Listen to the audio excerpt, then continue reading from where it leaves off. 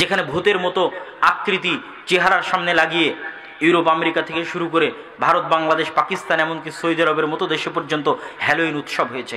এই হ্যালোইন উৎসবটা মূলত ইচ্ছা করে শয়তানের ইবাদত করা, তাআব্বুদুশ শয়তান। আমরা যেমন ইচ্ছা করে আল্লাহর ইবাদত করি, এই হ্যালোইন উৎসবটা হচ্ছে জেনে বুঝে কাকে খুশি করা? কাকে খুশি করা? শয়তানকে। জেনে বুঝে শয়তানকে খুশি করা। এরকম পৃথিবীতে অসংখ্য মানুষ আছে যারা ইচ্ছাকৃত শয়তানকে খুশি করে। এবং শয়তানের সাথে মানুষের যোগাযোগ হতে পারে, শয়তানের সাথে মানুষের কথোপকথন হতে পারে। আবু হুরায়রা রাদিয়াল্লাহু তাআলা আনহুর সাথে যদি শয়তানের কথোপকথন হয়, আল্লাহ রাসূলের যুগে সাদাকার মাল পাহারা দিতে গিয়ে তিন দিন শয়তানের সাথে কথা বলেছেন।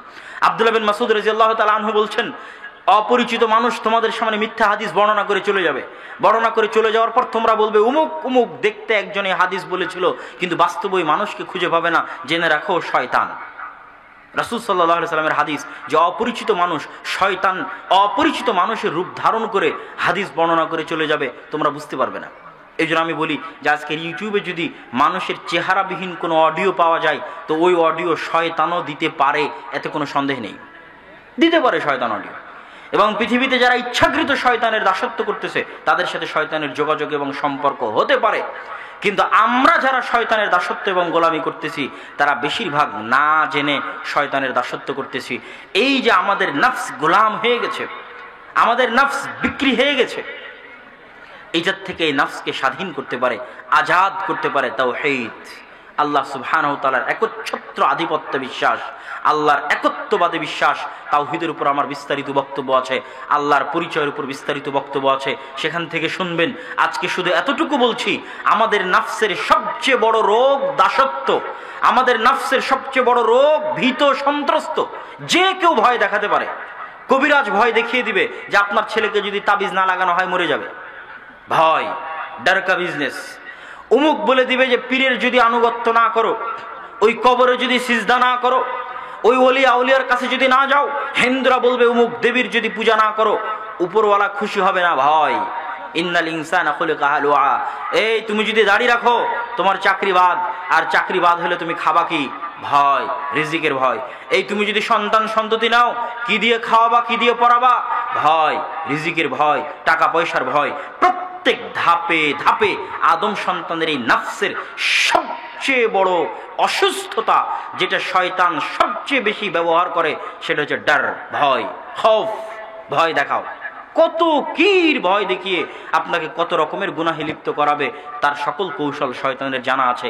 এই সকল ভয় থেকে ঊর্ধ্বে উঠতে পারে নফস যখন নফসের মধ্যে তাওহীদ প্রবেশ করে। অতএব তাওহীদ সম্পর্কে আপনাদের জানতে হবে। বিস্তারিত অন্য বক্তব্য থেকে তাওহীদ সম্পর্কে জেনে নেবেন। 2, আপনার নফস এবং আমার নফস আজকে যে শয়তানের দাসত্ব এবং গোলামি করতেছে, কলুষিত, অপরিষ্কার, অপরিচ্ছন্ন হয়ে গেছে। এই নফসকে যদি তার কলুষিত, তার অপরিষ্কার, অপরিচ্ছন্ন থেকে বাঁচাতে চাই, এই নফসকে অলস বসে থাকতে দেওয়া যাবে না। এই নফসকে কাজ দিতে হবে, কাজ করাতে হবে। আমাদের প্রত্যেকের নফস অলস বসে থাকে দেখে গুনাহ করে। অলস নফসকে গুনাহ করানো শয়তানের পক্ষে খুবই খুবই সহজ। এই জন্য নফসকে কাজ দিতে হবে। আর সেই কাজের সবচেয়ে বড় কাজ হচ্ছে ইন্নাস সালাতা তানহা আনিল ফাহশাই ওয়াল মুনকার।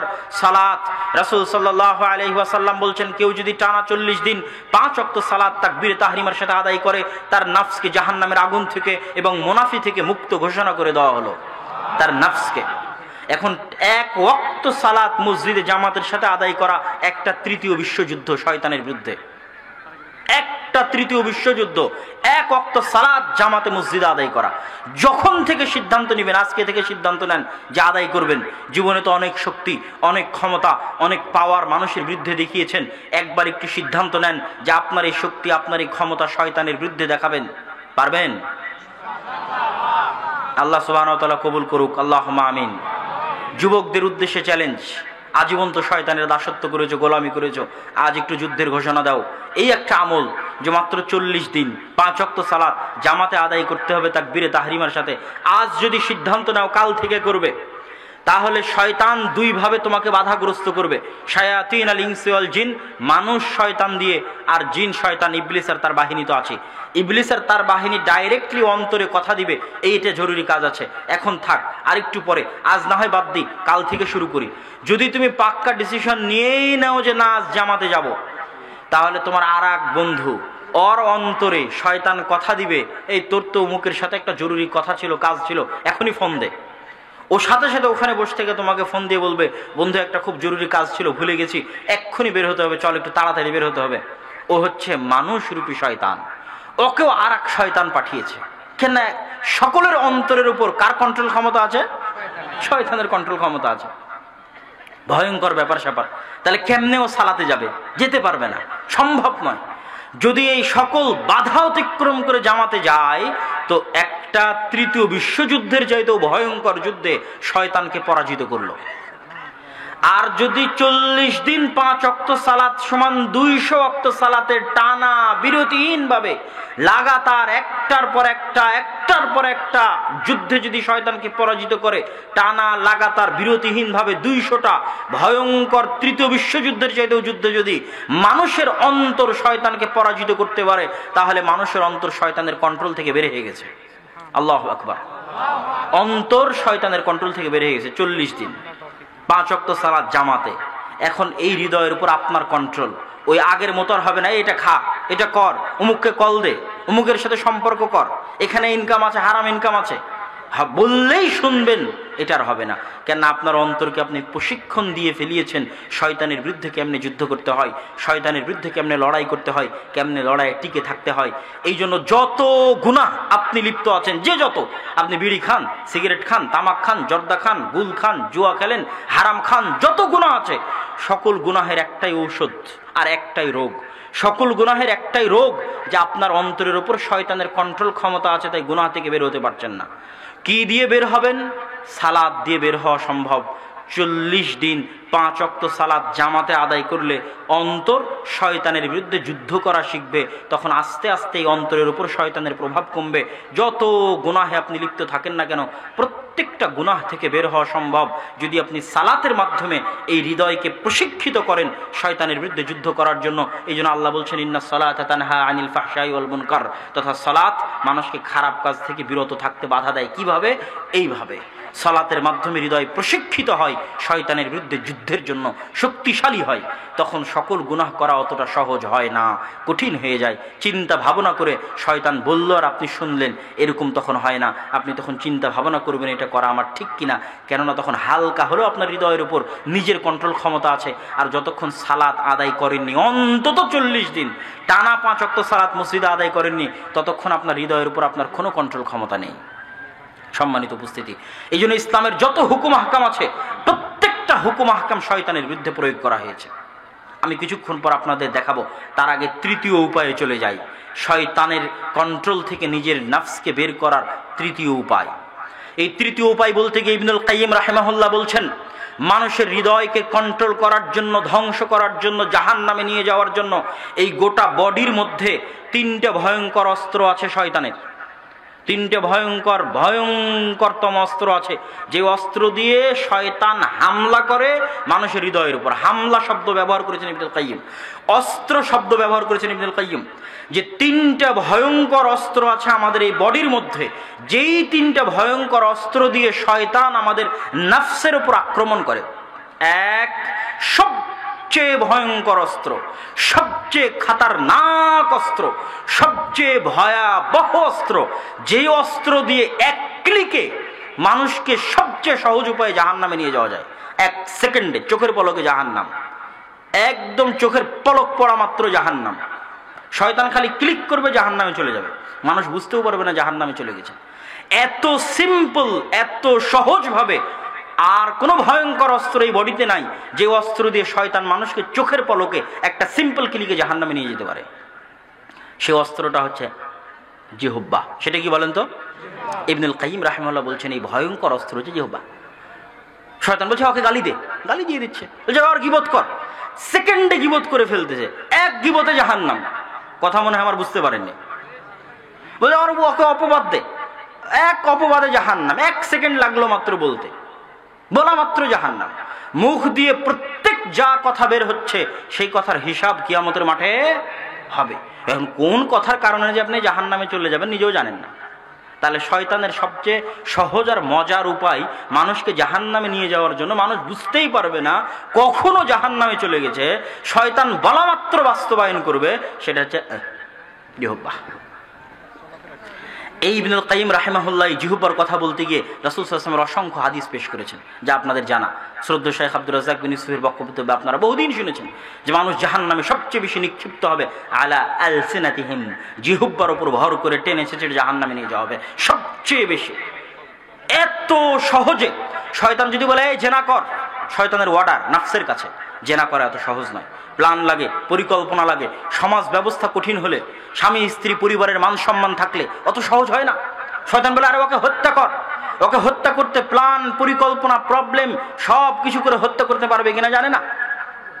তাহলে প্রত্যেকটা গুনাহ শয়তানের জন্য করানো কত সহজ। শয়তান বলে আরে ওকে গালি দে, বলা মাত্রই গালি দিয়ে দিল। আরে ওর গীবত কর, বলা মাত্রই গীবত করলো। আরে ওকে অপবাদ দে, বলা মাত্রই অপবাদ দিয়ে দিল। তাহলে শয়তানের সবচেয়ে সহজে কাবুতে নিয়ে আসতে পারে মানুষের নফসকে, আর চোখের পলকে ফাট করে মানুষকে কল্পনার জগতে নিয়ে গিয়ে জাহান্নামে এক সেকেন্ডে, সেটা হচ্ছে জিহ্বা। ইবনুল কাইয়িম বলছেন শয়তানের কবল থেকে যদি মানুষ তার নফসকে বাঁচাতে চায় তাহলে আগে মুখ বন্ধ রাখতে হবে। খুললে কোনটা বললে যে জাহান্নাম কে জানে। অতএব শয়তান থেকে যদি বাঁচতে চাও তো মুখ কি করো, মুখ কি করো, বন্ধ করো। আর যদি জিহ্বা খোলে, এটা ভয়ঙ্কর অস্ত্র, এটা খুব ভয়ঙ্কর। যদি খোলে তাহলে যেন এটা বলে খোলে আল্লাহু আকবার, সুবহানাল্লাহ, আলহামদুলিল্লাহ, লা ইলাহা ইল্লাল্লাহ। রাসূল সাল্লাল্লাহু আলাইহি ওয়াসাল্লাম বলেছেন পৃথিবীর সবচেয়ে দামি সম্পদ, এই অস্ত্র দিয়ে যেমন জাহান্নামের চাবি ফাট করে খুলে যাবে, ঠিক এই অস্ত্র দিয়ে জান্নাতে যাওয়া সহজ। লিসানুন যাকির, যেই জিহ্বা ক্ষণে ক্ষণে আল্লাহকে স্মরণ করে। আল্লাহু আকবার। তাহলে এই অস্ত্রটা যেমন শয়তানের জন্য সবচেয়ে কাজের, ঠিক এই অস্ত্রটা আমার এবং আপনার জন্য সবচেয়ে কাজের। কি করতে হবে? আগে মুখ বন্ধ। বাপরে বাপ, কোনটা যে শয়তান বলিয়ে নেয় আর কোনটা বলে যে এক সেকেন্ডে জাহান্নামে নিয়ে চলে যাবে আল্লাহ ভালো জানে। অতএব কন্ট্রোল ক্ষমতা, মানুষের সবচেয়ে দুর্বল কন্ট্রোল ক্ষমতা আছে তার জিহ্বার উপর। এই জন্য আগে জিহ্বার উপর কন্ট্রোল ক্ষমতা প্রতিষ্ঠা করো মানুষ। শয়তান সবচেয়ে বেশি মানুষকে জাহান্নামে নিয়ে যায় এটা দিয়ে। অতএব এটার উপর আগে কন্ট্রোল ক্ষমতা প্রতিষ্ঠা করো, বন্ধ করে দাও, শয়তানকে অচল করে দাও, শয়তানের এই অস্ত্রকে ভোতা করে দাও। মুখ খোলার দরকার নাই, খুললেই সুবহানাল্লাহ, আলহামদুলিল্লাহ, লা ইলাহা ইল্লাল্লাহ, আল্লাহু আকবার। এবার ইবনুল কাইয়িম রাহিমাহুল্লাহ বলছেন এই একে তো জিহ্বা বন্ধ করে দিলাম, কেন জিহ্বা শয়তানের সবচেয়ে বড় অস্ত্র। দুই, এই জিহ্বাকে এবার বিপরীতভাবে কাজে লাগাতে হবে। সেটা হচ্ছে লিসানুন যাকির, আল্লাহর স্মরণ। ধাপে ধাপে আল্লাহর স্মরণ, পদক্ষেপে পদক্ষেপে আল্লাহর স্মরণ। এবার ধাপে ধাপে আল্লাহর স্মরণের বর্ণনা স্বয়ং রাসূল সাল্লাল্লাহু আলাইহি ওয়াসাল্লাম ইসলামে দিয়েছে। আইনে রাসূল দোয়া অধ্যায় বই যদি আপনাদের বাসায় থাকে, না থাকলে আজকে যদি কিনেন, কিনা সম্ভব না হলে আপনাদের মোবাইলে দোয়া অধ্যায় অ্যাপস, আইনে রাসূল দোয়া অধ্যায় প্লে স্টোরে গিয়ে দোয়া অধ্যায় অ্যাপস যদি ইনস্টল করেন, সেখানে আইনে রাসূল দোয়া অধ্যায় বই যত দোয়া দেওয়া আছে বা কোরআন এবং হাদিসে যত দোয়া আছে, প্রত্যেকটা দোয়া শয়তানের বিরুদ্ধে। কার বিরুদ্ধে? শয়তানের বিরুদ্ধে। এটা ইবনুল কাইয়িম রাহিমাহুল্লাহ একের পর এক প্রমাণ পেশ করছেন। যেমন রাসূল সাল্লাল্লাহু আলাইহি ওয়াসাল্লাম বলেছেন দাখালা আহাদুকুম ফি বাইতিহি ওয়া লাম ইয়াযকুর ইসমাল্লাহ, যখন তোমাদের কেউ বাড়িতে প্রবেশ করে তখন সে যেন বলে আসসালামু আলাইকুম। আসসালামু আলাইকুম যদি বলে, শয়তান বলবে লা মাবিতা লাকুম ওয়া লা আশা লাকুম, এই তোমাদের এই বাড়িতে থাকার জায়গা নেই, খাওয়ার জায়গা নেই, পালাও। আর যদি আসসালামু আলাইকুম না বলে, বলবে এখানেই থাকো, এখানেই খাও। দিলাম সালাম, বিরুদ্ধে গেল কার? কার বিরুদ্ধে গেল? শয়তানের। বলে যদি তোমাদের কেউ খেতে বসে বলবে বিসমিল্লাহ, বিসমিল্লাহ বললে শয়তান খাবে না, না বললে শয়তান তার সাথে খাবে। বললাম বিসমিল্লাহ, গেল কার বিরুদ্ধে? শয়তানের। প্রত্যেকটা দোয়াকে রাসূল সাল্লাল্লাহু আলাইহি ওয়াসাল্লাম শয়তানের সাথে কানেক্ট করেছেন, শয়তানের সাথে রিলেট করেছেন। এখন প্রতিটা মানুষ যদি নিজের জীবনের ধাপে ধাপে, একে তো মুখ বন্ধ, মুখে কোনো কথা নেই, কিন্তু জীবনের প্রতিটা ধাপে ধাপে ও আল্লাহকে স্মরণ করছে। বাড়িতে ঢুকলে বলছে আসসালামু আলাইকুম ওয়া রাহমাতুল্লাহ, বাড়ি থেকে বের হলে বলছে আসসালামু আলাইকুম ওয়া রাহমাতুল্লাহ, বাড়ি থেকে বের হলে বলছে বিসমিল্লাহি তাওয়াক্কালতু আলাল্লাহ লা হাওলা ওয়ালা কুওয়াতা ইল্লা বিল্লাহ, বাথরুমে প্রবেশ করলে বলছে আল্লাহুম্মা ইন্না আউযু বিকা মিনাল খুবুসি ওয়াল খাবাইস, টয়লেট থেকে বের হলে বলছে গুফরানাকা, গাড়িতে উঠলে বলছে সুবহানাল্লাযী সাখখারা লানা হাযা ওয়া মা কুন্না লাহু মুকরিনিন ওয়া ইন্না ইলা রাব্বিনা লামুনকালিবুন। এইভাবে প্রতিটা ধাপে ধাপে ও দোয়ার ব্যবহার করতেছে। তাহলে ওই ব্যক্তির গোটা শরীরের বাইরে শয়তানের বিরুদ্ধে এমন শক্তিশালী বর্ম, এমন শক্তিশালী বুজ্জ এবং দুর্গ তৈরি হয় যে পৃথিবীর কোন শয়তানি শক্তি, অনেকগুলো শয়তানি শক্তি আছে, জাদু শয়তানি শক্তি, টোনা শয়তানি শক্তি, বদনজর শয়তানি শক্তি, শয়তানের ওয়াসওয়াসা শয়তানি শক্তি, পৃথিবীর কোন শয়তানি শক্তি, কোন জাদু, কোন টোনা, কোন বদনজর, কোন কুদৃষ্টি, কোন শয়তানের ওয়াসওয়াসা, কোনো কিছু এই বুজ্জ, এই দুর্গ ভেদ করে মানুষের শরীরে প্রবেশ করতে পারবে না। এই প্রত্যেকটা দোয়া হচ্ছে এরকম বিশাল অস্ত্র। দলিল, আরো দলিল পাবেন। রাসূল সাল্লাল্লাহু আলাইহি ওয়াসাল্লাম বলছেন, কেউ যদি রাতে ঘুমানোর সময় আয়াতুল কুরসি পাঠ করে তাহলে তার পাশে একটা ফেরেশতা নিযুক্ত করা হয়, সকাল পর্যন্ত যেন শয়তান তার কোনো ক্ষতি না করতে পারে। আল্লাহু আকবার। তাহলে এই যে প্রতিটা দোয়া একটা দুর্গ তৈরি করে দিচ্ছে শরীরের বাইরে। এবং বড় বড় জাদুকররাও তাদের বক্তব্যের মধ্যে স্বীকার করেছেন, যেহেতু জাদু সত্য, তারা স্বীকার করেছেন যে যখন তারা জাদু করেন এবং ওই জাদু যদি কোনো 5 ওয়াক্ত সালাত আদায়কারী এবং সব সময় লিসানুন যাকির জিকির করে এইরকম লিসান জিহ্বাওয়ালা মানুষের বিরুদ্ধে যদি জাদু হয়, তাহলে বাইরে এমন একটা অবয়ব দেখা যায়, এমন একটা অদৃশ্য কিছু থাকে যে জাদু তার পর্যন্ত পৌঁছতে পারে না, তার পর্যন্ত কাজ করতে পারে না, তার পর্যন্ত আক্রমণ করতে পারে না। এইভাবে কোনো বদনজর কোনো কিছুই কাজ করতে পারবে না। কেননা ইসলামের প্রতিটা দোয়া এইভাবে শয়তানের বিরুদ্ধে সাজানো আছে। যখন ছোট বাচ্চাকে কোলে নিচ্ছেন তখন কি বলতে হবে? আউযু বিকালিমাতিল্লাহি তাম্মা মিন কুল্লি শাইতান ওয়া হাম্মা ওয়া মিন কুল্লি আইনিন লাম্মা। অন্য আলতু ফালতু কথা বাদ দিয়ে, আদর যত্নের অসংখ্য কথা বাদ দিয়ে আগে এই দোয়া পড়তে হবে। এটার মাধ্যমে আপনার ছোট বাচ্চাকে আপনি শয়তানের কবল থেকে পরিত্রাণ চাচ্ছেন। নাস, ফালাক, ইখলাস শয়তানের কবল থেকে পরিত্রাণ চাচ্ছেন। আয়াতুল কুরসি, সূরা ফাতিহা, সূরা বাকারার শেষ 2 আয়াত শয়তানের কবল থেকে পরিত্রাণ চাচ্ছেন। সম্মানিত উপস্থিতি, এই সকল আলোচনার সারমর্ম হচ্ছে যে শয়তানের সবচেয়ে ভয়ঙ্কর অস্ত্র জিহ্বা। জিহ্বা বন্ধ, শয়তানকে অচল করে দিলাম। এবার জিহ্বা কাজে লাগিয়ে জান্নাতের দরজা খুলবো। লিসানুন যাকির, জিহ্বাকে আল্লাহর কথা স্মরণকারী করতে হবে প্রতি ধাপে ধাপে, প্রতি পদক্ষেপে। সম্মানিত উপস্থিতি, বক্তব্যের শেষের দিকে মানুষের হৃদয়ের আরো ভয়ঙ্কর অসুস্থতা আছে এবং ভয়ঙ্কর রোগ আছে। সেই ভয়ঙ্কর অসুস্থতা এবং রোগগুলো হচ্ছে লোভ, লালসা, অহংকার, হিংসা, বিদ্বেষ, রাগ। যে মানুষ প্রচণ্ড রাগী ও অসুস্থ, মানসিকভাবে অসুস্থ। যে মানুষ প্রচণ্ড হিংসুটে ও মানসিকভাবে অসুস্থ। যে মানুষ প্রচণ্ড বিদ্বেষী ওর হৃদয় মানসিকভাবে অসুস্থ, অন্তর অসুস্থ। এবং আল্লাহ কোরআনে বলেছেন ফি কুলুবিহিম মারাজ, মানুষের হৃদয় অসুস্থ হয়। এর কথার আল্লাহ সুবহানাহু ওয়া তাআলা কোরআনে স্বীকার করেছেন। যারা মুনাফিক তাদের হৃদয় অসুস্থ, তাহলে যারা অহংকারী তাদের হৃদয় অসুস্থ। এই যে হৃদয়ের অসুস্থতাগুলো, এগুলো থেকে আমরা কিভাবে বাঁচব?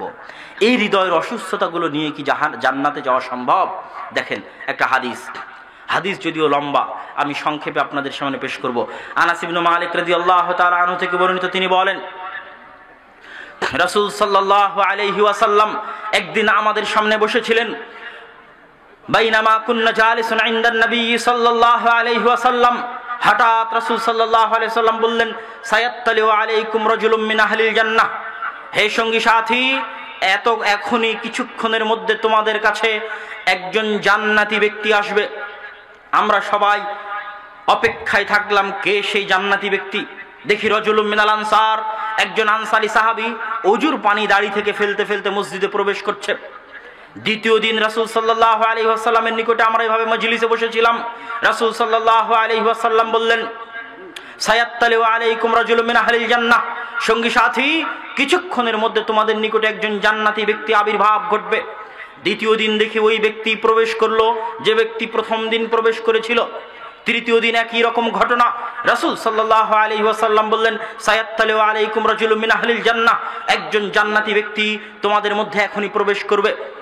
আমরা তাকিয়ে দেখলাম ওই ব্যক্তি যিনি প্রথম দিন প্রবেশ করেছিলেন, ওই ব্যক্তি যিনি দ্বিতীয় দিন প্রবেশ করেছিলেন, ওই ব্যক্তি তিনি আজকে তৃতীয় দিন প্রবেশ করলেন। রাজুলুম মিনাল আনসার, একজন আনসারী সাহাবী আব্দুল্লাহ বিন আমর ইবনে আল-আস বলছেন, আমার অন্তরে প্রতিজ্ঞা হলো যেই ব্যক্তিকে পর পর 3 দিন আল্লাহ রাসূল জান্নাতি বলে ঘোষণা করলেন, একই ব্যক্তিকে পর পর 3 দিন জান্নাতি বলে ঘোষণা করলেন, এই ব্যক্তির আমল কি তা আমি জানতে চাই।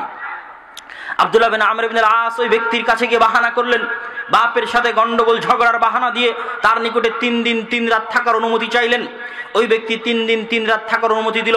সাবাতা ইনদাহু সালাসা আইয়ামিন ওয়া লায়ালিন, আব্দুল্লাহ বিন আমর ইবনে আল-আস তার নিকটে 3 দিন 3 রাত অবস্থান করার পর বলছেন, ফাকানা লা ইয়ারাহু কাসরাতা আমালিন ফিল আইয়ামি ওয়ালা ফিল লাইলি ওয়ালাম ইয়ারাহু মুতাহাজ্জিদান ফিল লাইলি।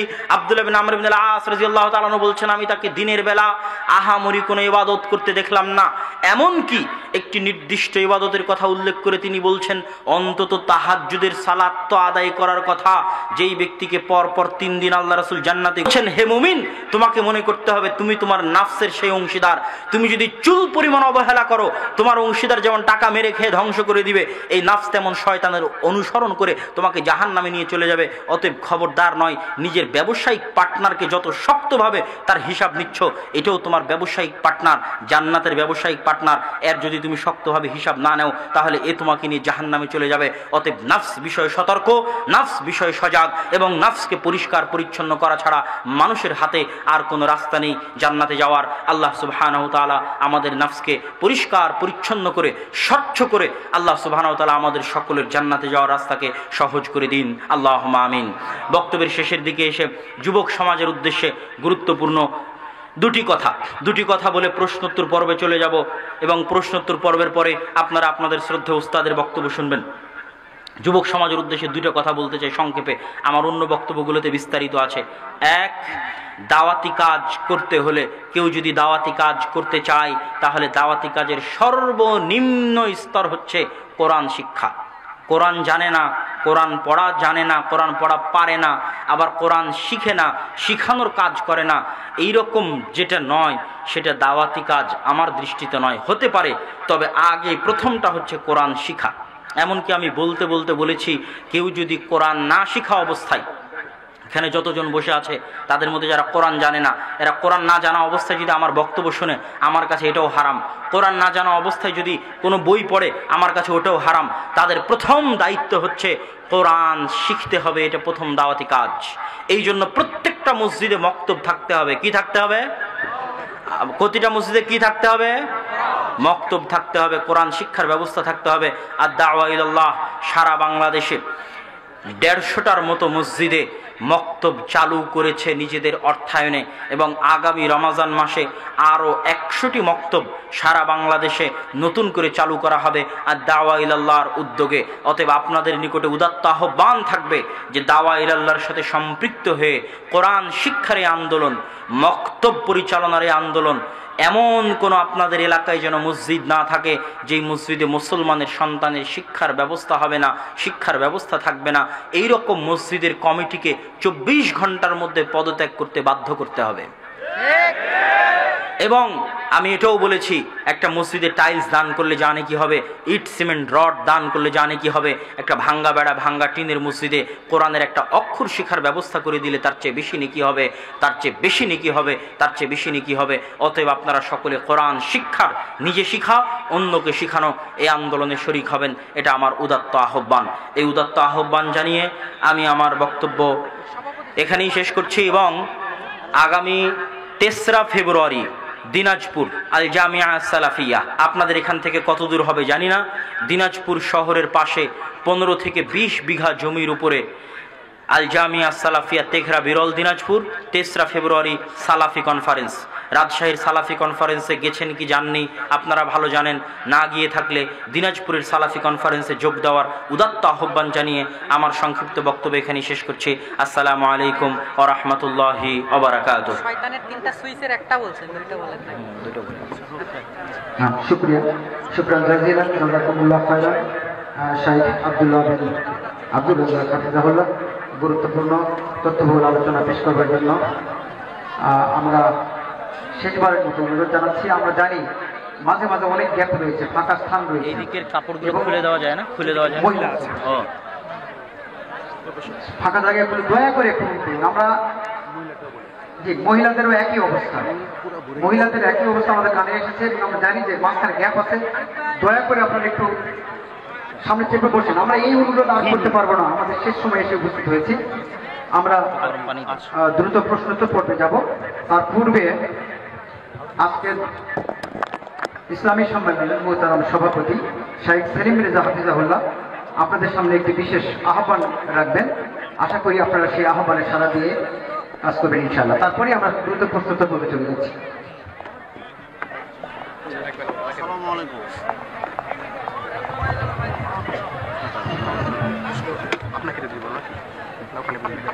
না আমরা আসসালামু আলাইকুম ওয়া রাহমাতুল্লাহ। তারা তো বলছে দিতে حمد صل على النبي الكريم صلى الله عليه وسلم وعلى آله وصحبه أجمعين أما بعد। আপনারা কেমন আছেন? কষ্ট হচ্ছে নাকি? এই চাপাচাপিতে গরম তো ভালো লাগছে, তাই না? মনও পরিষ্কার হয়েছে তো? যেগুলো কাগজে যদি দান করা হয় মৃত পিতা মাতা আত্মীয় স্বজন পরিচিত জন ও বন্ধু বান্ধবদের পক্ষ থেকে, তাহলে সেই দানের সওয়াব কি উল্লেখিত মৃত ব্যক্তিগণ প্রাপ্ত হবেন? মৃত ব্যক্তির নিকটে জীবিত ব্যক্তিরা সহযোগিতা পৌঁছাতে পারে, এর যে কয়েকটি মাধ্যম রয়েছে রাসূল সাল্লাল্লাহু আলাইহি ওয়াসাল্লামের স্বীকৃত, তার মধ্যে শারীরিক কোনো ইবাদত নেই যে ইবাদত দিয়ে মৃত ব্যক্তিকে আমরা সহযোগিতা করতে পারবো। একমাত্র তার পক্ষ থেকে বদল হজ, বদল উমরা করা ছাড়া বাকি যে শারীরিক ইবাদত আছে, যেমন সিয়াম, যেমন সালাত, যেমন কোরআন তেলাওয়াত, এগুলো কেউ মৃত ব্যক্তির পক্ষ থেকে পড়ে তার কাছে ইসালে সওয়াব করবে, এরকম কোনো প্রমাণ রাসূল সাল্লাল্লাহু আলাইহি ওয়াসাল্লামের পক্ষ থেকে পাওয়া যায় না। মৃত ব্যক্তির পক্ষ থেকে বদল হজ এবং বদল উমরা করা যায়, 1। 2, মৃত ব্যক্তির জন্য দোয়া করা যায়, মৃত ব্যক্তিকে আমরা সহযোগিতা করতে পারি দোয়ার মাধ্যমে। 3, মৃত ব্যক্তির নামে দান করা যায়, সেই দান মসজিদে হতে পারে, সেই দান মাদ্রাসায় হতে পারে। যদি মৃত ব্যক্তির পক্ষ থেকে দান করা হয় তো অবশ্যই সেই নেকি মৃত ব্যক্তির নিকটে পৌঁছবে। এই মর্মে রাসূল সাল্লাল্লাহু আলাইহি ওয়াসাল্লামের পক্ষ থেকে, সাহাবা ইকরামের পক্ষ থেকে অসংখ্য প্রমাণ এবং অগণিত দলিল রয়েছে। জাযাকাল্লাহ খাইর। হাতের প্রশ্ন একটা নেবেন। গরুর মাংস খাই বলে আমাদের বাড়িতে আমাদের আত্মীয়রা আসেন না, তাদের সাথে আত্মীয়তা না রাখলে গুনাহ হবে কি না? যদি আত্মীয় মুসলমান হয় তাহলে আমি তো না আসার কোনো কারণ বুঝি না। আর যদি আত্মীয় হিন্দু হয় তাহলে যৌক্তিক কারণ থাকতে পারে, তাদের ধর্মীয় দৃষ্টিকোণ থেকে তারা নাও আসতে চাইতে পারে। তো সেক্ষেত্রে আমি মনে করি যে আপনার জায়গা থেকে আপনি আত্মীয়তার সম্পর্ক রক্ষা করার সর্বোচ্চ চেষ্টা করবেন। সেক্ষেত্রে তারা যেই দিন আসবে সেই দিন আপনি গরুর মাংস রান্না করলেন না, কথার কথা, তাদের সাথে সম্পর্ক রক্ষা করার জন্য, আর বাকি অন্য দিন আপনি গরুর মাংস ভক্ষণ করলেন। তথা তাদের সাথে সম্পর্ক রক্ষার জন্য যতটুকু ছাড় দেওয়া যায় দেওয়া ভালো, তবে কোনো হালাল জিনিসকে মানুষ হারাম করতে পারে না, ওইটা আর একটা অপরাধ। যেহেতু গরুর মাংস খাওয়া হালাল, সেহেতু এটাকে হারাম করা আর একটা অপরাধ। আল্লাহ সুবহানাহু ওয়া তাআলার হালালান তাইয়্যিবা, হালাল জিনিস, হালাল রিজিক প্রত্যেক মানুষ খেতে পারে, এটাতে কেউ বাধা দিতে পারে না। জি শুক্রিয়া। এক ভাই SMS এর মাধ্যমে জানতে চেয়েছেন, কেউ যদি মনে করে তার পীর গায়েবের খবর জানে তাহলে তার পিছনে নামাজ হবে কিনা? ইনদাহু মাফাতিহুল গায়ব লা ইয়ালামুহা ইল্লা হু, আল্লাহ সুবহানাহু ওয়া তাআলার নিকটে রয়েছে একমাত্র অদৃশ্যের জ্ঞান, অদৃশ্যের জ্ঞান তিনি ছাড়া আর কেউ জানেন না। এই মর্মে আল্লাহ সুবহানাহু ওয়া তাআলা পবিত্র কোরআন মাজিদে খুব শক্ত অবস্থান নিয়েছেন। এই জন্য আমাদের নবী মুহাম্মদ সাল্লাল্লাহু আলাইহি সাল্লামও বুঝতে পারেননি যে তার স্ত্রী, মানুষ যে তার স্ত্রীকে অপবাদ দিচ্ছে, এই অপবাদে যে তার স্ত্রী দোষী নয়, এটা মুহাম্মদ সাল্লাল্লাহু আলাইহি সাল্লাম বুঝতে পারেনি। 1 মাস পার হয়ে গেছে, কেননা তিনি গায়েবের খবর জানেন না। এবং কোথায় তার স্ত্রীর হার পড়ে আছে সেটাও তিনি বলতে পারেননি, কেননা তিনি গায়েবের খবর জানেন না। এরকম অসংখ্য উদাহরণ রাসূল সাল্লাল্লাহু আলাইহি সাল্লামের জীবনে আছে যে তিনি গায়েবের খবর জানতেন না, তার প্রমাণ পাওয়া যাবে। হ্যাঁ, যতটুকু আল্লাহ সুবহানাহু ওয়া তাআলা মানুষকে জানান ততটুকু মানুষ বলতে পারে, এছাড়া মানুষের পক্ষে সম্ভব নয়। সুতরাং কোনো পীর যদি দাবি করে থাকে যে সে অদৃশ্যের খবর রাখে, তাহলে এটা শিরক পর্যায়ের জ্ঞান। শিরকটা কি? শিরক ফিল ইলম। আল্লাহ সুবহানাহু ওয়া তাআলার ইলমুল গায়েব, তিনি যে আলিমুন, এটা যে তার বৈশিষ্ট্য, ওই জ্ঞানের বৈশিষ্ট্য শিরক করা। এবার আসি কোন ইমাম সাহেবের পিছনে সালাত আদায় করা। আমাদের সমস্যা হচ্ছে আমরা প্রত্যেকটা গুনাহকে ইমামের পিছনে সালাত আদায় করা যাবে কি যাবে না এর সাথে সম্পৃক্ত করে দিই। এই করলে কি অমুকের পিছনে সালাত আদায় করা যাবে, এই করলে কি অমুকের পিছনে সালাত আদায় করা যাবে।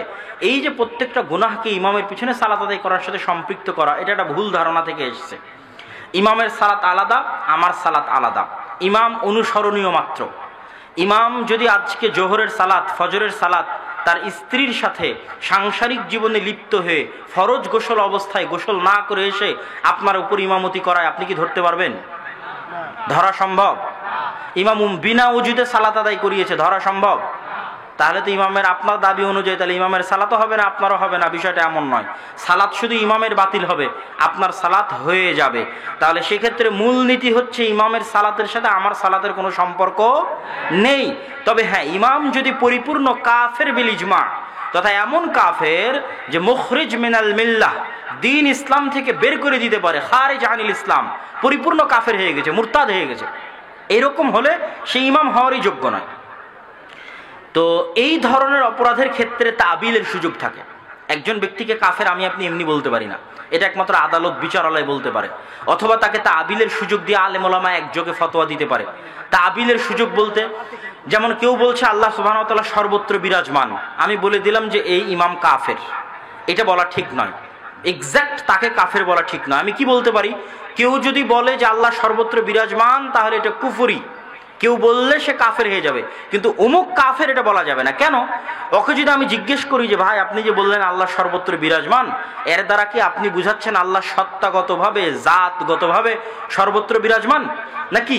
তো বলে না, আল্লাহ সুবহানাহু ওয়া তাআলার জ্ঞান সর্বত্র বিরাজমান, আল্লাহর ক্ষমতা, আল্লাহর শক্তি সর্বত্র বিরাজমান, আল্লাহ জাতগত সত্তাগতভাবে উপরে আছে। তাবিল হয়ে গেল। আপনি বুঝলেন একরকম, সে বুঝেছে আর এক রকম, তাহলে আপনি তাকে কাফের বলতে পারেন না। তাহলে প্রত্যেকটার পিছনে তাকে ব্যাখ্যা করার সুযোগ দিতে হবে। ব্যাখ্যা করার সুযোগ না দিয়ে কাউকে কাফের বলা যায় না। সুতরাং এই সকল ক্ষেত্রে, নামাজ পড়ার ক্ষেত্রে যদি আপনার ভালো না লাগে, আপনি অন্য ইমামের পিছনে সালাত আদায় করবেন, অন্য ইমাম, ভালো ইমাম নিয়োগ দেওয়ার চেষ্টা করবেন। তবে এই ধরনের ইমামের পিছনে সালাত আদায় করে ফেললে আপনার সালাত নষ্ট হয়ে যাবে, এরকম বলার সুযোগ বা অবকাশ নেই। জি, আধুনিক অর্থনৈতিক জীবন ব্যবস্থায় ব্যাংকিং সেক্টর একটি অত্যন্ত গুরুত্বপূর্ণ ও প্রয়োজনীয় অনুষঙ্গ। এই সেক্টরকে শরীয়ত সম্মত করে গড়ে তুলবার আদৌ কোনো সুযোগ কি রয়েছে? ব্যাংকিং সিস্টেমটাই তৈরি হয়েছে পুঁজিবাদী সিস্টেমের উপর। পুরো ব্যাংকিং সিস্টেমটাই পুঁজিবাদী এবং সুদী অর্থনীতির উপর। কিভাবে? সিস্টেমটার থিওরি এটা যে 10 জনের কাছ থেকে 100 টাকা করে নাও, 10 জনের কাছে 100 টাকা করে নিলে 1000 টাকা হয়। ওই 1000 টাকার 2 জনকে লোন দাও 500 টাকা 500 টাকা করে। যেই 2 জনকে লোন দিলে ওই 2 জনের কাছে সুদ নেও 100 টাকায় 20 টাকা, আর যে 10 জনের কাছ থেকে 100 টাকা করে নিয়েছো ওদেরকে লাভ দাও 100 টাকায় 10 টাকা। যে লোন নিল ওর কাছ থেকে নিলে 100 টাকায় 20 টাকা, যে আমানত জমা দিল ওকে দিলে 100 টাকায় 10 টাকা। মধ্যের 10 টাকা তোমার ব্যাংকের ইনকাম, 10 টাকা দিয়ে তোমার ব্যাংকের কর্মচারী চলবে, অফিসের চায়ের বিল হবে, অফিসের ভাড়া হবে, বিল্ডিংয়ের ভাড়া হবে, সব কিছু চলবে। এই যে সিস্টেম, এই সিস্টেমটা টোটাল সুদী এবং পুঁজিবাদী অর্থনীতি। কেন? আমার ইসলামী অর্থনীতির উপর যে বিস্তারিত বক্তব্য এবার দিয়েছি, সেখানে আপনারা শুনবেন যে টাকার নিজস্ব গতি আছে, নদীর মতো। নদীর যেমন নিজস্ব গতি আছে, আপনি এটাকে বাধাগ্রস্ত করতে পারেন না। তো টাকার নিজস্ব গতি হচ্ছে আমার পকেট থেকে টাকা বের হয়ে এনার পকেটে যাবে না, যদি না মধ্যখানে একটা কলম বিক্রি হয়, একটা খাতা বিক্রি হয়, ধান, গম, চাল, উট, কিছু না কিছু বিক্রি হতে হবে। অথবা উনি কাজ করলো তাই আমি ওনাকে টাকা দিলাম, এর বাইরে টাকা যাওয়ার এবং আসার কোনো সুযোগ নেই। তাহলে 100 টাকায় 20 টাকা যে অতিরিক্ত আমি ওই সমস্ত যাদেরকে লোন দিয়েছি তাদের কাছ থেকে নিলাম, এর বিপরীতে বিপরীতে কোনো ক্রয় বিক্রয় নাই, এর বিপরীতে কোনো পরিশ্রম নাই। জোরপূর্বক একটা 20 টাকার নোটকে এক জায়গা থেকে আরেক জায়গায় পাঠানো হচ্ছে, এটাই সুদ। বসে থেকে টাকা বাড়তেছে, এটাই সুদ। আবার আমি এবং আপনি ব্যাংকে টাকা জমা রেখেছি, আমিও যে 100 টাকায় 10 টাকা নিচ্ছি, কলম বিক্রি করে, খাতা বিক্রি করে, কোনো কাজ করে, জি না, বসে থেকে টাকার বিনিময়ে টাকা নিচ্ছি, এটা সুদ ইসলামে। তাহলে পুরো সিস্টেমটাই সুদই। দেখুন, ইসলামিক ব্যাংকিং সিস্টেম কতটুকু শরীয়ত সম্মত, কতটুকু যৌক্তিক, এ বিষয়ে আরও হয়তো গবেষণা, আরও পড়াশোনা করে আমাকে বক্তব্য দিতে হবে। তবে ইসলামিক ব্যাংকিংয়ে এই সুদি সিস্টেমটাকেই ইসলামীকরণের চেষ্টা করা হয়েছে। তাহলে একটা সুদি সিস্টেম আসলে কতটুকু ইসলামীকরণ করা সম্ভব, আল্লাহু আলাম। তারা চেষ্টা করেছে যেন এই প্রতিটা অবস্থার পিছনে একটা আন্ডারলাইং কন্ট্রাক্ট থাকে, অধীনস্থ একটা চুক্তি থাকে, যে চুক্তির ভিত্তিতে শরিয়া মেকানিজমের মাধ্যমে এই 10টা টাকাকে কোনোভাবে হালাল করা যায় কিনা এবং এই 20টা টাকাকে কোনোভাবে হালাল করা যায় কিনা। সিস্টেম সেম কিন্তু পদ্ধতি ভিন্ন, তথা অন্য উপায়ে আন্ডারলাইং কন্ট্রাক্টের মাধ্যমে কতটুকু এটাকে শরিয়া সম্মত করা যায়, এটার চেষ্টাটা হচ্ছে ইসলামিক ব্যাংকিংয়ের চেষ্টা। সেক্ষেত্রে অবশ্যই একটা কোশ্চেন মার্ক থাকে, সেটাকে কতটুকু শুদ্ধ এবং কতটুকু বিশুদ্ধ বলা যাবে এই বিষয়ে আমি স্পষ্ট কোনো বক্তব্য আজকে দিতে ইচ্ছুক নই। তবে অবশ্যই প্রত্যেক মুমিনের উচিত সন্দেহ থেকে বেঁচে থাকা। রাসূল সাল্লাল্লাহু আলাইহি ওয়াসাল্লাম সন্দেহ থেকে বেঁচে থাকতে বলেছেন। আল্লাহু আ'লাম বিস-সাওয়াব। জি, দেওবন্দীগণ আকীদার ক্ষেত্রে নিজেদেরকে হানাফি পরিচয় না দিয়ে আশআরী মাতুরিদি পরিচয় দিয়ে থাকেন কেন? এই ক্ষেত্রে আপনার মূল্যায়ন জানতে চাই। ফিকহ 4টে আর আকীদায়ে মাযহাব 2টে, তাদের দাম 3টে। ফিকহ 4টে হচ্ছে হানাফি, শাফি, হাম্বলি, মালিকি, আর আকীদায়ে মাযহাব 3টে হচ্ছে আশআরী, মাতুরিদি এবং সালাফি। তো তারা নিজেদেরকে ফিকহান হানাফি তথা মাসলা মাসাইলের ক্ষেত্রে হানাফি মাযহাবের অনুসারী, হানাফি মাযহাবের উসুল এবং কাওয়াইদের উপর চলবে, এটা হচ্ছে ফিকহে তাদের অবস্থান। আর আকীদায় তাদের অবস্থান হচ্ছে তারা মাতুরিদি, আবুল মানসুর আল মাতুরিদির কথা মেনে চলবে বা তার ফতোয়া মেনে চলবে। আর বেশিরভাগ শাফি মাযহাবের অনুসারীরা আবুল হাসান আল আশআরীর অনুসারী। তো এটা আকীদার উপর বিস্তারিত আলোচনা, এত সংক্ষেপে এখানে শেষ করা সম্ভব নয়। তবে এতটুকু টাচ দিয়ে যেতে চাই যে সমস্ত দার্শনিকরা, মুতাজিলা বিশেষ করে, আপনাদের এখানে আমি এর আগে একবার খারিজির উপর বক্তব্য দিয়েছিলাম, আজ থেকে 1-2 বছর আগে। তো মুতাজিলা যারা, তাদের যে আকীদার সমস্যা, এটা হচ্ছে তারা দার্শনিক প্রভাবিত। দার্শনিক কারা? অ্যারিস্টটল, প্লেটো, সক্রেটিস, এরা হচ্ছে দার্শনিক। এবং মাদ্রাসাগুলোতে যে ফালসাফা পড়ানো হয়, এদেরই ফালসাফা পড়ানো হয়, উচ্চারণ ভিন্ন। প্লেটোকে বলা হয়েছে আফলাতুন, সক্রেটিসকে বলা হয়েছে সাকরাত, ঠিক আছে? জাস্ট উচ্চারণ ভিন্ন, নাম একই। ও তাদেরই দার্শন শাস্ত্র দ্বারা প্রভাবিত একটা মাযহাব হচ্ছে মুতাজিলা। এরকম আরও অসংখ্য মাযহাব আছে যারা দার্শনিকদের দ্বারা প্রভাবিত হয়েছে। এরা প্রভাবিত হয়ে আল্লাহ সুবহানাহু ওয়া তাআলার বহু গুণাবলীকে অস্বীকার করেছে এবং আকীদায় অনেক প্রশ্ন উত্থাপন করেছে, তাকদীরে প্রশ্ন উত্থাপন করেছে, পরকালে প্রশ্ন উত্থাপন করেছে, আল্লাহকে কিয়ামতের মাঠে দেখা যাবে কিনা, জান্নাতে আল্লাহকে দেখা যাবে কিনা, এগুলোর উপর প্রশ্ন উত্থাপন করেছে, মুজিজার উপর প্রশ্ন উত্থাপন করেছে মুতাজিলারা। তারপরে খাবরে ওয়াহিদ, হাদিসের উপর প্রশ্ন উত্থাপন করেছে অসংখ্য। এই মুতাজিলাদের বিরুদ্ধে যুক্তি দিয়ে যুক্তি খণ্ডন করার মাযহাব হচ্ছে মাতুরিদের আশারি। আবুল হাসান আশআরী রাহিমাহুল্লাহ এবং আবুল মানসুর আল মাতুরিদি সবসময় এই মুতাজিলাদের বিরুদ্ধে বাহাস মুবাহাসা করতেন, তর্ক বিতর্ক অনুষ্ঠান করতেন। যেমন খেতলালে আজকে একজন আছে মুতাজিলা মাযহাবের পক্ষে, আমি আছি আবুল হাসান আশআরীর পক্ষে। উনি হচ্ছেন দার্শনিক আর আমি ওনার দর্শনকে খণ্ডন করব যুক্তি দিয়ে, ইসলামের পক্ষে। আমি আবুল হাসান আশআরী, আমি আবুল মানসুর আল মাতুরিদি। কিন্তু আজকে যেমন বিভিন্ন যুবকেরা বিজ্ঞান দিয়ে ইসলামকে প্রমাণ করতে চায়, আমি এটা এত ঘৃণা ভরে দেখি যে ইসলামের প্রমাণের জন্য বিজ্ঞানের সহযোগিতা নেওয়া, ইসলামের ব্যাখ্যার জন্য বিজ্ঞানের সহযোগিতা নিতে পারি, কিন্তু ইসলামের সত্যতা যাচাই বাছাইয়ের জন্য বিজ্ঞানের সহযোগিতা নেওয়া কোনো মুমিনের উচিত নয়। তখন কি হবে? আপনি যে বিজ্ঞান দিয়ে আজকে ইসলামকে ডিফেন্ড করার চেষ্টা করতেছেন, ওই বিজ্ঞানের মধ্যে এমন ত্রুটি আবিষ্কার হবে যেটা ইসলাম মানে না। বিজ্ঞান একটা থিওরি দিয়ে দিল, ইসলাম সেটা মানে না। আপনি কি করবেন? যেহেতু আপনি বিজ্ঞানের দাবিদার, তা আপনাকে ওটাও মানতে হবে। তখন আপনি ওটা মানতে গিয়ে ইসলামের মধ্যে তাবিল করবেন, বলবেন আরে না, ইসলামের এটা দ্বারা এটা উদ্দেশ্য, ইসলামের এটা দ্বারা এটা উদ্দেশ্য, এটা দ্বারা এটা উদ্দেশ্য। কেন? আপনার কাছে বিজ্ঞান আগে, ইসলাম পরে। তো আবুল হাসান আশআরী এবং আবুল মানসুর মাতুরিদি যখন মুতাজিলাদের সাথে তর্ক বিতর্ক করতে গেল ইসলামের পক্ষ হয়ে, তখন তাদের কাছে যুক্তি আগে, ইসলাম পরে, যেহেতু তাদেরকে খণ্ডন করবে যুক্তি দিয়ে। তো যুক্তি দিয়ে খণ্ডন করতে গিয়ে এরকম অসংখ্য আল্লাহর সিফাত আসলো যেগুলো যুক্তি দিয়ে প্রমাণ করা সম্ভব হলো না। আল্লাহর হাত কি যুক্তি দিয়ে প্রমাণ করবে? আল্লাহ সুবহানাহু ওয়া তাআলার নিচের আসমানে নেমে আসা কোন যুক্তি দিয়ে প্রমাণ করবে? এগুলো বিস্তারিত আলোচনা, আমি বলতে গেলে আপনারা বুঝতেও পারবেন না। আকাইদা নাসাফি, আকাইদা তাহাবিয়া, বিশাল বিস্তর আলোচনা করা যাবে এগুলোর উপর, বুঝতে পারবেন না। কিন্তু এই যে যখন তারা ব্যাখ্যা করতে পারলো না যুক্তি দিয়ে, তখন যেহেতু যুক্তি আমার কাছে আগে, যেমন আজকের যুগে বিজ্ঞান আমার কাছে আগে, অতএব বিজ্ঞান ঠিকঠাক ইসলামের ওই হুকুম আহকামের মধ্যে তাবিল করো, তখন তারা বললো আল্লাহর হাত দ্বারা কুদরত উদ্দেশ্য, আল্লাহর নিচের আসমানে নেমে আসা দ্বারা আল্লাহর রহমত নেমে আসা উদ্দেশ্য। এই ছোট ছোট কিছু বিভ্রান্তিগুলো তাদের মধ্যে সংঘটিত হলো তাবিলের বিভ্রান্তি। এরা হচ্ছে সম্পূর্ণরূপে, মুতাজিলারা হচ্ছে সম্পূর্ণরূপে মুনকির, তারা স্বীকারই করে না। আর আবুল মানসুর আল আতুরী এবং আবুল হাসান আল আশআরী এরা হচ্ছে তাবিল করে। আর সালাফি বিদুনে তাবিল, বিদুনে তাহরিফ, বিদুনে তাশবিহ, আল্লাহর নাম এবং আল্লাহর গুণাবলী কোনো পরিবর্তন ছাড়া, কোনো পরিবর্ধন ছাড়া, কোনো ব্যাখ্যা ছাড়া, কোনো কিছুর সাথে সাদৃশ্য স্থাপন ছাড়া হুবহু যেভাবে আল্লাহ এবং আল্লাহ রসুল বলেছে ওইভাবে মনে এবং প্রাণে বিশ্বাস করা, যেভাবে সাহাবীরা বিশ্বাস করেছে, যেভাবে তাবিরা বিশ্বাস করেছে, এটা হচ্ছে সালাফি আকিদা। তো সালাফি আকিদার দৃষ্টিকোণে মাতুরিদি এবং আশারি আকিদা অবশ্যই একটি হলেও ভ্রান্ত, কিন্তু মুতাজিলাদের চাইতে ভালো, অন্য আর যারা সরাসরি আল্লাহর গুণাবলীকে অস্বীকার করেছে তাদের চাইতে ভালো।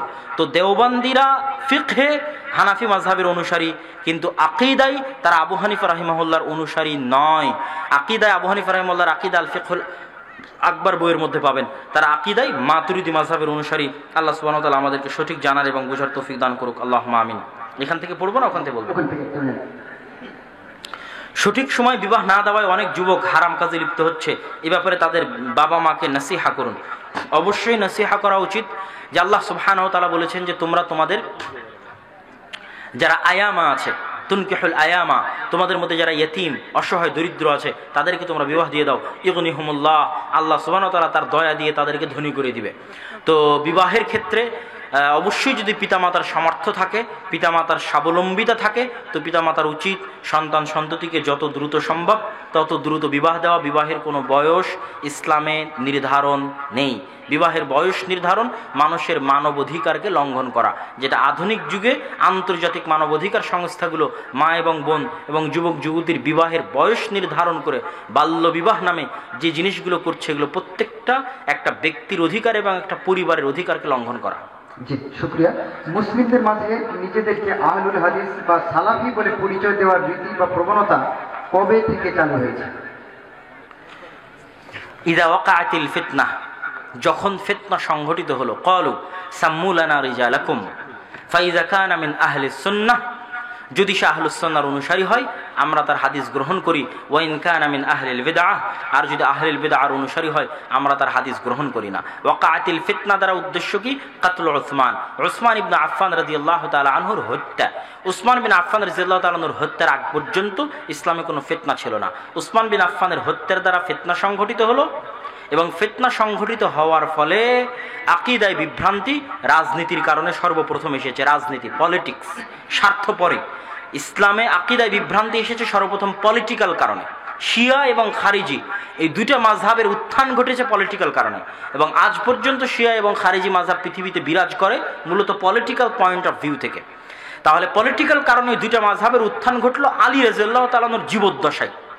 যখন চতুর্থ খালিফা রাশিদিনের মধ্যে চতুর্থ খলিফা জীবিত, তখন তিনি একসাথে দুই ফেরকার বিরুদ্ধে যুদ্ধ করেছেন, শিয়া ফেরকার বিরুদ্ধে এবং খারিজি ফেরকার বিরুদ্ধে, এবং আব্দুল্লাহ বিন আব্বাসকে পাঠিয়ে খারিজিদেরকে হেদায়েত করার চেষ্টা করেছেন। কিতাবুর রিসালার মধ্যে ইমাম শাফি লম্বা তর্ক বিতর্ক নিয়ে এসেছে আব্দুল্লাহ বিন আব্বাসের সাথে খারিজিদের বিশাল লম্বা তর্ক বিতর্ক।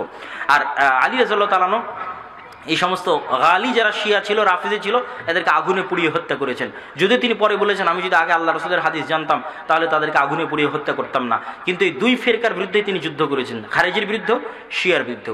তো যখনই এই দুইটা ফেরকার উত্থান ঘটলো তখন আর বাকি সাহাবীরা কি থেকে নিজেদেরকে তাদের থেকে আলাদা করবে?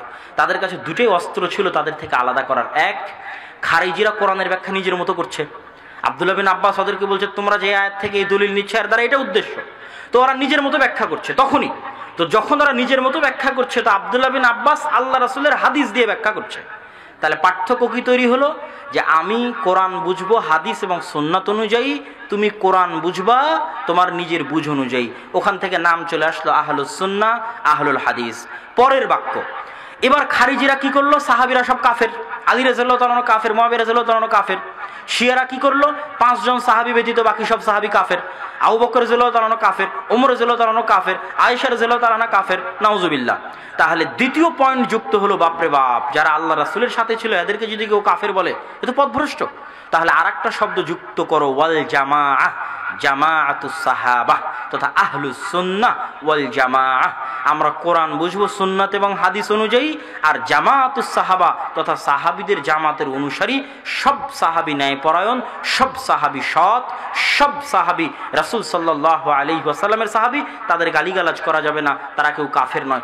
এই দুই মানদণ্ডের উপর বাতিল ফেরকা থেকে নিজেদেরকে সাহাবীরা আলাদা করে নিল। সাহাবীরা যখন নিজেদেরকে আহলুস সুন্নাহ ওয়াল জামাআহ বলে আলাদা করে নিল, তারপর সাহাবীদের যুগ থেকে শুরু হয়ে গেল আজ পর্যন্ত মানদণ্ড এই দুটেই। কোরআন বুঝতে হবে হাদিস দিয়ে, আর সাহাবীদের সম্মান রক্ষা করতে হবে। এই দুইটার যদি খণ্ডন হয় তাহলে বুঝতে হবে ও পথভ্রষ্ট। তাহলে এটা আজকে নয়, সাহাবীদের যুগ থেকে। তিরমিজি, ইমাম তিরমিজি রাহিমাহুল্লাহ কত আগের, 275, 277, তার আগের 250 হিজরির সময় তিনি বই পুস্তক লিখেছেন। তার বইয়ের মধ্যে অন্তত 300 জায়গার বেশি তিনি আহলুল হাদিস শব্দ ব্যবহার করেছে। কিতাবুর রিসালা ইমাম শাফি 150 হিজরিতে ইমাম শাফি রাহিমাহুল্লাহ জন্মগ্রহণ করেছেন। তো যদি ধরি 200 হিজরির দিকে ইমাম শাফি রাহিমাহুল্লাহ তার এই বই লিখেছে, 170, 180 দিকে লিখেছে, তো কিতাবুর রিসালার মধ্যে তিনি আহলুল হাদিস শব্দ ব্যবহার করেছে। কিতাবুল উম্মের মধ্যে তিনি আহলুল হাদিস শব্দ ব্যবহার করেছে। সুফিয়ান বিন সাঈদ আস-সাউরি তারা আহলুল হাদিস শব্দ ব্যবহার করেছে। তো আহলুল হাদিস শব্দ বা আহলুস সুন্নাহ শব্দ সাহাবীদের যুগ থেকে, তাবিঈদের যুগ থেকে চলে এসেছে। এটা আজকের যুগে তৈরি করা কিছু নয়। আল্লাহ সুবহানাহু ওয়া তাআলা আমাদেরকে সঠিক বুঝার তৌফিক দান করুক, আল্লাহুম্মা আমিন। এই বলে প্রশ্নোত্তর পর্ব এখানেই শেষ করছি। সুবহানাকা আল্লাহুম্মা বিহামদিকা আশহাদু আল্লা ইলাহা ইল্লা আনতা আস্তাগফিরুকা ওয়া আতুবু ইলাইক। আসসালামু আলাইকুম ওয়া রাহমাতুল্লাহি ওয়া বারাকাতুহু। শুকরান জাজিলান, জাযাকুমুল্লাহ খায়রান। আমরা রাত হয়ে গেছে, আর বেশি দেরি করবো না, সরাসরি আমরা আজকে